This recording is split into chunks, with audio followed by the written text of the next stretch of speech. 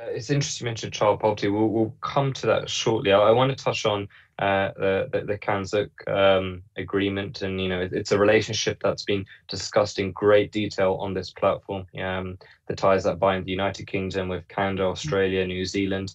They're incredibly strong, and yes, they are linguistic and historic, but they're also based on families, friendship, shared, mature democratic systems of governance, underpinned by the rule of law. What do you see the future of CANZUK, and do you think one day it could almost form its own bloc?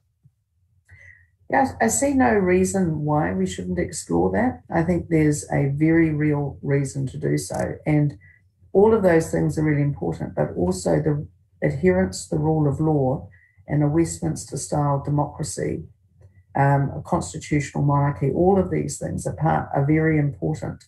And as you say, they're all ties that bind us, so that when we look at CANZUK, it's not only about trade, but it's also about movement of people and a right to work.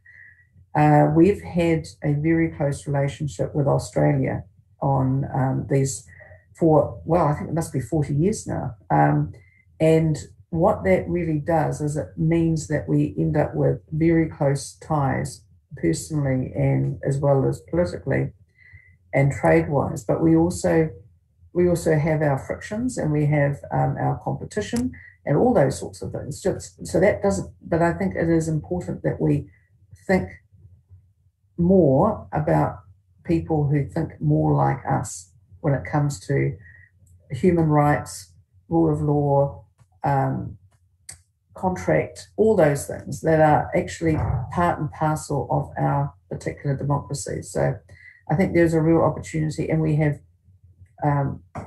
always had the stumbling block of the agricultural trade. Particularly Canada is one of the more likely to try and block anything from New Zealand in the agricultural sense. But we are also in different hemispheres. So Australia and New Zealand, the southern hemisphere, UK and Canada in the northern hemisphere.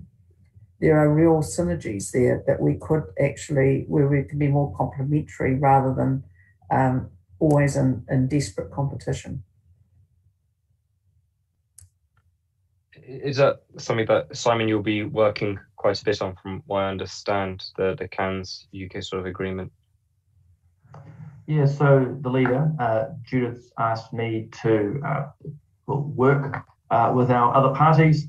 So you've got the likes of, I can see you've got James Skinner online here, so hello, James, but also across the other MPs and parliaments, particularly but not exclusively in the Conservative side, first and foremost, or the centre-right side, so we can build those ties. I think it's what Judith was saying earlier, that CANZUK is not just simply about trade, although that's important. It's about building relationships. So we see that as an opportunity as a centre-right political party, the whole freedom of movement of people. So it's a really great opportunity. And as, again, Judith mentioned, we have so many shared ties. It doesn't matter if it's our constitutional monarchy or right through to our courts. We share a lot. But I think too, and it would have to be said, Sunil, that there's a few things that we've got to work through. Certainly here in New Zealand, there's probably not as much awareness of CANZUK as it is in other countries. There's also, we can see with some of our trade deals to date, and Judith touched on one aspect, which is agriculture.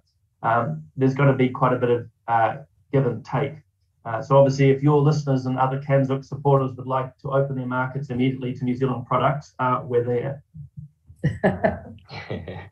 The CANZUK has been discussed in great deal. I think generally in the UK media, on our platform, I don't think there's a single person who doesn't escape a CANZUK question, even if they're not from the CANZUK region. It's been a massive talking point. I suppose with Brexit, it's been seen as a huge opportunity for us to explore in.